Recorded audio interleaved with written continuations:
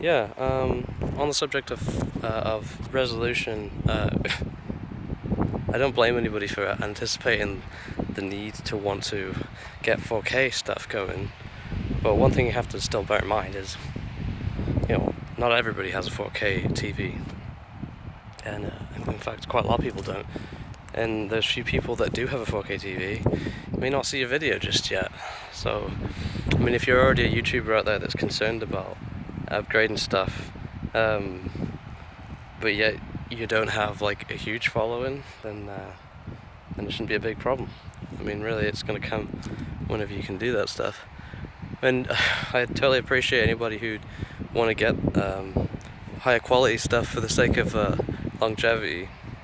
I mean, you could put a lot of effort into a video and film it in like 720p, and then, be like, one of my best videos I ever made is in like 720p, and a lot of people are sharing it around and watching on their 4K TVs upscaled, and you're like, okay, it's not all that great, but at the end of the day, it's what it is. I mean, if it's a good video, it's a good video. That's what I guess really all that matters. It's just that for your next video, just keep trying to replicate that epicness or even better, and just in the future film it in a high resolution, so everybody can see it in its glory. But I mean, really, it's some of the main principles of filmmaking just come down to the color grading a lot of the time as well. You could film it in 720p, have an epic color grading, cinematic movements, and great storytelling. I mean, we've all seen TV programs or something that was intended for HD, and we've watched it back in 480p, standard definition, and it's not all that bad. So, I mean, you can still appreciate it because it's a good film.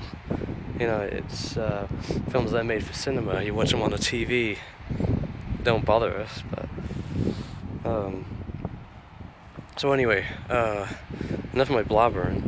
You might still be wondering, despite all of this, why am I still sort of obsessed with wanting to get a higher resolution picture and high-end equipment when you could simply just do whatever for the same? Well, to put it bluntly, it's for sale. Generally, if a company wants something to be distributable on all platforms, we can do a low-cost price for something that they may even not need. And that means that more people are likely to come to us particularly, or just myself, for whatever purpose. For example, someone might want a promo that's going to go on TV, but they're going to mostly put it on YouTube. So they might be like, okay, well, I'm going to offer you the same price as someone else, except I'm going to give you in 4K. And basically, even though we have the same thing, or we could even put a slightly higher price on it, they're still going to come to us because that footage can then be used in many different ways than the other person's footage. What are those many different ways? Well, it depends on the person, and to be honest, a lot of the time they won't need it, but it just all around produces something a little better.